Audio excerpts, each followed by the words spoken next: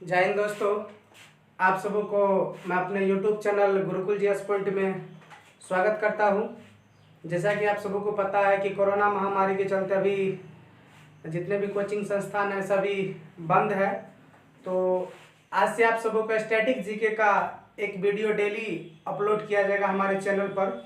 तो आप लोग इस वीडियो को ज़रूर देखेंगे और आगामी एग्ज़ाम जैसे कि आपका दरोगा का एग्ज़ाम होने वाला है, एनटीपीसी का भी एक फेज बाकी है और ग्रुप डी का एग्ज़ाम पड़ा हुआ है। तो इन सभी एग्ज़ाम के लिए ये लाभदायक वीडियो होगा। आप लोग इस वीडियो को ज़रूर देखें और ज़्यादा से ज़्यादा शेयर करेंगे अपने दोस्तों के बीच। तो चलिए देखते हैं पहला क्वेश्चन क्या है। तो पहला क्वेश्चन है, सिंधु सभ्यता के लोगों का व्यवसाय क्या था। ये एग्जाम में कई बार क्वेश्चन पूछा गया सिंधु सभ्यता से, सिंधु सभ्यता रहे या हड़प्पा सभ्यता रहे। तो सिंधु सभ्यता के लोगों का व्यवसाय क्या था, तो कृषि था। मुख्य रूप से वो किस पर आश्रित था, तो कृषि पर था। उसके बाद आदि मानव ने सर्वप्रथम क्या सीखा, यानी आदि मानव जो हमारे पृथ्वी पर थे वो सबसे पहले क्या सीखा, तो सबसे पहले उन्होंने आग लगाना सीखा था। सबसे पहली बार आदि मानव ने आग लगाना सीखा। नेक्स्ट क्वेश्चन है, बुद्ध ने अपना प्रथम उपदेश कहाँ दिया था। ये क्वेश्चन बहुतों बार एग्जाम में पूछा गया है कि बुद्ध ने अपना प्रथम उपदेश कहाँ दिया था। तो बुद्ध ने अपना प्रथम उपदेश दिया था सारनाथ में। और बुद्ध के बारे में थोड़ा जान लेते हैं। महात्मा बुद्ध का जन्म कब हुआ था, एग्जाम में ये भी पूछा जाता है। तो जन्म हुआ था 563 ईसा पूर्व में। कहाँ पर, नेपाल के कपिलवस्तु के लुम्बिनी नामक गांव में हुआ था। और महात्मा बुद्ध की मृत्यु जो है वो आपको कुशीनगर में हुई थी। उसके बाद है, सिकंदर की मृत्यु कब हुआ था। तो सिकंदर की मृत्यु हुआ था 323 बीसी में। बीसी का अर्थ हुआ ईसा पूर्व यानी बिफोर कास्ट। तो सिकंदर की मृत्यु हुआ था 323 बीसी में। कहाँ पर, तो बेबीलोन नामक शहर में इसका मृत्यु हो गया था। उसके बाद है, मगध की राजधानी कहाँ है, राजगिरी। कभी कभी गिरी ब्रज भी दे देता है, तो एग्जाम में याद रखना है मगध साम्राज्य की राजधानी कहाँ थी, राजगिरी, जो कि पटना के आसपास पड़ता है। गिरिब्रज या राजगिरी। उसके बाद है, नालंदा विश्वविद्यालय के संस्थापक कौन थे। नालंदा विश्वविद्यालय के संस्थापक कौन थे, तो कुमारगुप्त प्रथम जो है नालंदा विश्वविद्यालय के संस्थापक थे। उसके बाद नेक्स्ट क्वेश्चन है, बुद्ध चरित्र के लेखक कौन है। तो बुद्ध चरित्र के लेखक थे अश्व घोष। बुद्ध चरित्र जो कि एक पुस्तक है उसको किसने लिखा है, तो अश्व घोष के द्वारा लिखा गया था। नेक्स्ट पॉइंट है, शिलालेख का प्रचलन प्रारंभ किसने किया था। ये जो 14 बृहद शिलालेख दिए थे अशोक साहब ने, तो ये जो है शिलालेख का प्रचलन किसने प्रारंभ किया था, अशोक ने जो है शिलालेख का प्रारंभ किया गया था। अब है, हर्षवर्धन के दरबारी कवि कौन थे, यानी हर्षवर्धन के दरबार में जो कवि रहते थे दरबारी कवि वो कौन थे, तो बाणभट्ट जो था हर्षवर्धन के दरबार में वो कवि थे। नेक्स्ट है, सोमनाथ मंदिर को कब लूटा गया था।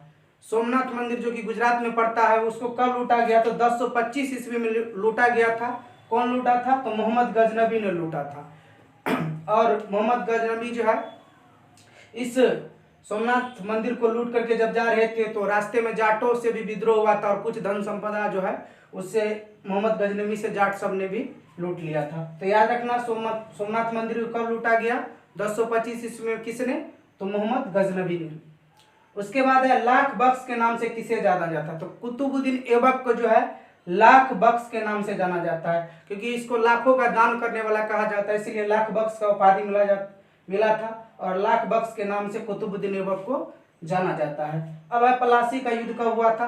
तो पलासी का युद्ध, ये डेट सहित आप लोग याद रखिएगा, 23 जून 1757 को लड़ा गया था। क्योंकि अब एग्जाम में ज्यादातर डेट सहित भी क्वेश्चन पूछा जाने लगा है। तो पलासी का युद्ध लड़ा गया था 23 जून 1757 को। किसके किसके बीच हुआ था, तो याद रखना अंग्रेज और सिराजुद्दौला के बीच ये युद्ध लड़ा गया था। अब है, मनसबदारी प्रथा को किसने चलाया था। मनसबदारी प्रथा को कौन चलाया था, तो अकबर जो है मनसबदारी प्रथा को चलाया था। अब है, शाहजहां के बचपन का नाम, यह भी पूछा जाता है। शाहजहां के बचपन का नाम क्या था, खुर्रम, और बाद में ये खुर्रम जो यही शाहजहां कहलाए थे। नेक्स्ट पॉइंट है, टोपी सीकर अपना जीवन व्यापन किस शासक ने किया था। यानी टोपी सीकर अपना जीवन व्यापन किया था वो था नासिरुद्दीन महमूद। इन्होंने क्या किया, जीवन भर टोपी सीकर अपना जीवन व्यापन किया था और अपने परिवार का भरण पोषण किया था। अब है, बहादुर शाह को नजरबंद कहाँ किया गया था। ये जो बहादुर शाह है 1857 के मेन नायक थे और इसको कहाँ नजरबंद किया गया था, रंगून में। बर्मा की राजधानी रंगून है, वहीं पर इसको नजरबंद कर दिया गया था। और 1862 ईस्वी में जो है बहादुर शाह की मृत्यु हो गई थी। और एग्जाम ये पूछा भी जाता है कि 1857 की क्रांति के राष्ट्रीय नेतृत्वकर्ता कौन थे। तो याद रखना बहादुर शाह जफर जो है या बहादुर शाह द्वितीय जो है नायक थे 1857 के। नेक्स्ट पॉइंट है चांदी का सिक्का सर्वप्रथम किसने चलाया था। तो चांदी का सिक्का सर्वप्रथम चलाया था चंद्रगुप्त द्वितीय। चंद्रगुप्त द्वितीय चंद्रगुप्त विक्रमादित्य के नाम से जाना जाता है चंद्रगुप्त को ही। तो चांदी का सिक्का सर्वप्रथम चलाया था चंद्रगुप्त द्वितीय। नेक्स्ट पॉइंट है कांस्य की नर्तकी मिला था कहाँ से। सिंधु घाटी की बात है ये। कांस्य की नर्तकी कहाँ से मिला था। तो याद रखना मोहनजोदड़ो से कांस्य की नर्तकी मिला था। और मोहनजोदड़ो को जो मृतकों का टीला भी कहा जाता है क्योंकि सबसे ज्यादा कंकाल की प्राप्ति आपको मोहनजोदड़ो से ही हुआ था। तो कांस्य की नर्तकी मिली थी मोहनजोदड़ो से। नेक्स्ट पॉइंट है जिंदा पीर किसे कहा जाता है। जिंदा पीर के नाम से किस शासक को जाना जाता है। तो औरंगजेब को जाना जाता है जो कि शाहजहां का पुत्र था। तो जिंदा पीर के नाम से किसे जाना जाता है। तो याद रखना है औरंगजेब को जाना जाता है। गोमतेश्वर की मूर्ति कहाँ पर है। तो कर्नाटक के श्रवणबेलगोला में है। कहाँ पर है।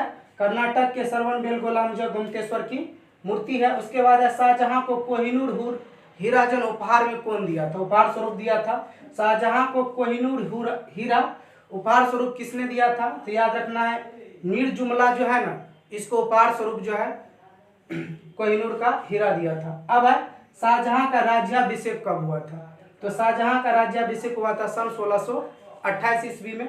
उसके बाद है मयूर सिंहासन का निर्माण किसने किया था।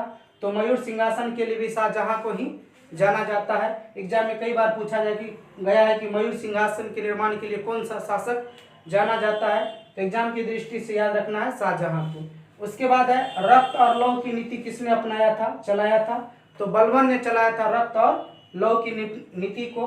उसके बाद है फारसी त्योहार नौरोज को किसने आरंभ किया था। फारसी त्योहार जो नौरोज होता है इसको प्रारंभ किसने किया था। तो ये भी किया था आपको बलबन शाह ने। तो दोस्तों आप सबों को ये वीडियो यदि पसंद आए तो अपने दोस्तों के बीच जरूर शेयर करें। तो मिलते हैं नेक्स्ट वीडियो के साथ फिर से स्टैटिक जीके के साथ नेक्स्ट डेज। धन्यवाद।